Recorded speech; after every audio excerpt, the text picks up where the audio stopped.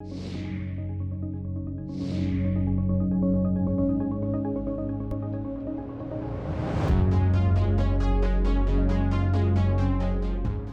की 74वीं वर्षगांठ का जश्न मनाते हम देशवासियों के लिए ये आजादी बेशकीमती है, जिसका सपना संजोए ना जाने कितने जांबाजों ने अपना सब कुछ दांव पर लगा दिया। कितनों ने तो बेहद कम उम्र होने के बावजूद स्वाधीनता की लड़ाई में ऐसा किरदार निभाया जिसे भुला पाना बेहद मुश्किल है। हम बात कर रहे हैं ऐसी ही एक वीरांगना रानी गादिल्ल्यू की, जिन्होंने महज 13 बरस की उम्र में एक बड़े आंदोलन का नेतृत्व कर ब्रिटिश सरकार की नींदें उड़ा दी थीं। अपने बगावती तेवरों के कारण अंग्रेजों की आंख का काटा रही रानी गादिल्ल्यू देश की वो अकेली महिला क्रांतिकारी भी हैं जिन्होंने 15 बरस का लंबा समय ब्रिटिश कैद में काटा। रानी गादिल्ल्यू का जन्म 26 जनवरी 1915 में मणिपुर के जोलियांगलोंग कबीले के रोंगमई खानदान में हुआ था। बचपन से ही स्वतंत्र और स्वाभिमानी गादिल्ल्यू 13 बरस की आयु में नागा नेता जादव नांग, जो रिश्ते में उनके चचेरे भाई थे, उनके संपर्क में आई। जादव नांग हिरका आंदोलन के जरिए मणिपुर से अंग्रेजों को बाहर निकालने के प्रयत्न में लगे हुए थे। आंदोलन आगे बढ़ पाता इससे पहले ही 29 अगस्त 1931 को अंग्रेजों ने जादव नांग को गिरफ्तार कर फांसी पर लटका दिया। आंदोलन का नेतृत्व बालिका गादिल्ल्यू के हाथों में आ गया। गादिल्ल्यू ने जिम्मेदारी को बखूबी निभाया। अपने 4000 सशस्त्र नागा सिपाहियों के साथ गादिल्ल्यू भूमिगत होकर अंग्रेजों को लगातार टक्कर देती रहीं।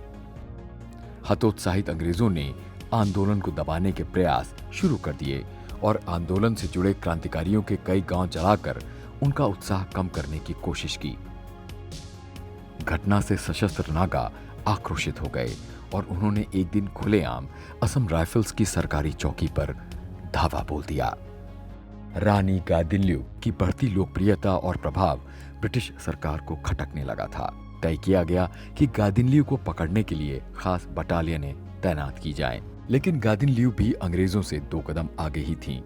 वो लगातार अपनी जगह बदलती और छापामार तरीके से अंग्रेजों पर प्रहार करती। लेकिन उनकी चिंता अपने साथियों को लेकर भी थी। अपने साथियों को सुरक्षित करने के लिए गादिल्ल्यू ने असम के पुलोमी में एक लकड़ी का किला बनाने का फैसला किया, जिसमें वो अपने 4000 साथियों के साथ रह सकें। किला बनाने का काम शुरू हो गया।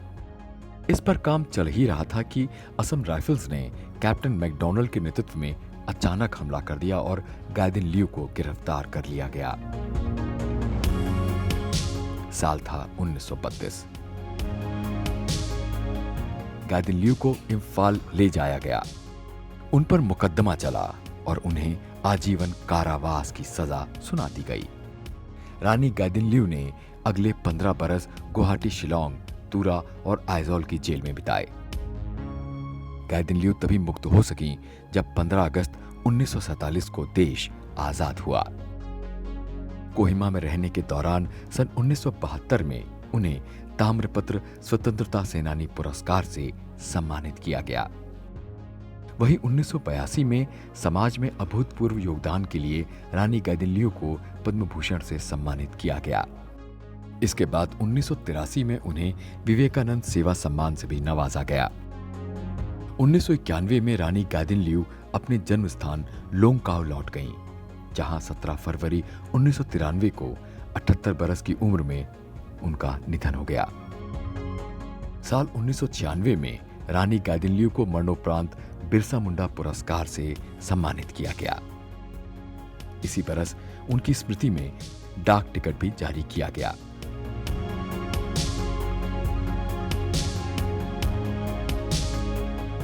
वही साल 2015 में रानी गादिल्ल्यू के जन्म के 100 बरस पूरे होने के अवसर पर प्रधानमंत्री नरेंद्र मोदी द्वारा विशेष स्मारक सिक्के जारी किए गए। देश के इतिहास में वो एकमात्र महिला क्रांतिकारी थीं जिन्होंने 15 बरस का लंबा समय कारावास में काटा। रानी गादिल्ल्यू को आज भी नागा समाज एक देवी के रूप में याद करता है। जिसने अपना सारा जीवन मातृभूमि और लोगों के कल्याण को समर्पित कर दिया।